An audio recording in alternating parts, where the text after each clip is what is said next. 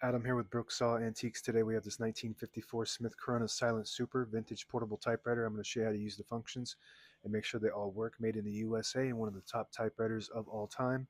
Up top is the adjustable paper guide. This helps you guide the page in straight. I'm going to line that up with the edge of the platen, which is the main roller that feeds the paper. And these are the margins. I'm going to set those once I load the page, and this is the paper support arm that flips up from the back. So you want to make sure that the margins don't interfere with the two paper fingers in front here. This is the paper bale with 3 rollers, so you got a paper bale with 3 rollers plus the 2 fingers holding that page down nice and tight. And if you get if the margins are set too close to that, then you'll bump into them, and you don't want to get stuck on those.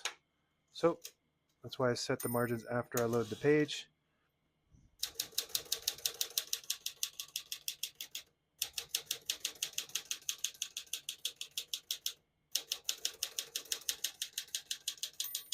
Once you hear the bell, you're near the end of the margin. Hit this line space, get you back to the beginning. It skips 1, 2, or 3. Right now we have it on single, but if you want double, just flip that switch back 1 notch. It skips 2. 1 more, it skips 3. We're going to keep that on single for now and finish typing. As you can see, all the keys type nice and none of them skip or stick. I'll type a sentence in red on the next line. I switch from black to red. There's a switch on the right side here. Flip that down to the red indicator. It prints the bottom portion of the ribbon, which is red. When you have it in the middle, it doesn't print any ink at all. It just leaves a stencil for copying purposes. When you have it up top, it prints the top portion of the ribbon, which is black. We're going to move that down for red.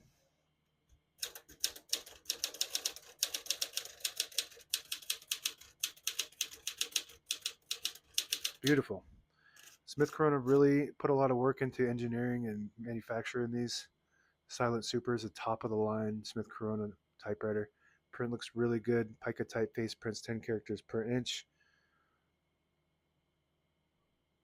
Super smooth, tight action, quiet. To pull the page out easy, there's a switch on the right side here. You flip it forward and it unlocks the rollers underneath the platen, allowing you to pull the page out easy or load thicker paper like carbon copy or cardstock. Make sure you flip that back before you load the next page or else it won't load correctly. We're going to put this down for now and put the color back on black. Shift on each side and the shift lock on the left. To clear that, just hit the shift button again, backspace on the top left. Very good. Tab on the right side. Right now we have tab set on 10 space intervals, so I'm just going to go through and clear each one of those by hitting that CL button. I'm going to go to the tab and hit CL. Tab CL.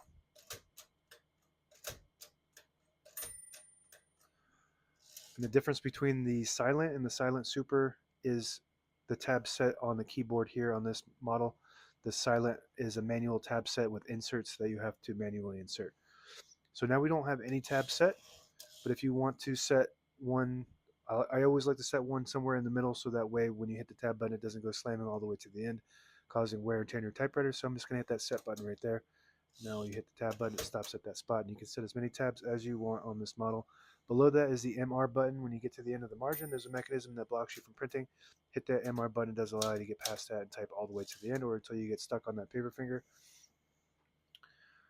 Open hood, all the brand new ribbons loaded on the left side, so it's pulling clockwise to the right. If you want to switch that direction manually, you just go to this switch here above the backspace. It'll swap to the opposite side. If you have it up, it pulls to the left, down, to the right, and it has an automatic reverse. When you get to the end of the ribbon, there's a little eyelet that will catch on to either side of these little ribbon guides, and it will swap the direction back to that side that it needs to go to on both sides.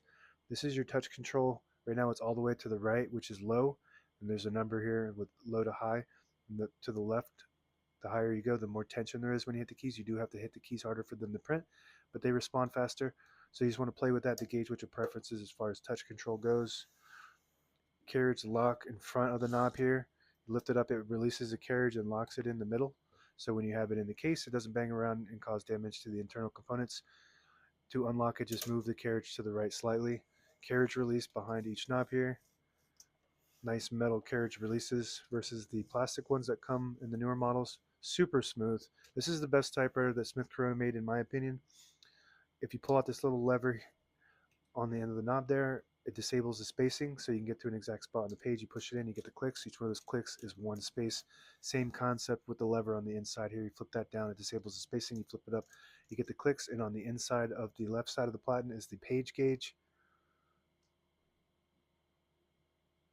It just warns you when you get to the end of the bottom of the page, you want to load the page right there below the 11. And as you're feeding it through, it'll start to warn you on the end side in red. That's 2 inches remaining, 1 inch, and that's it. Now available on eBay or Etsy. Search Brooksaw Antiques.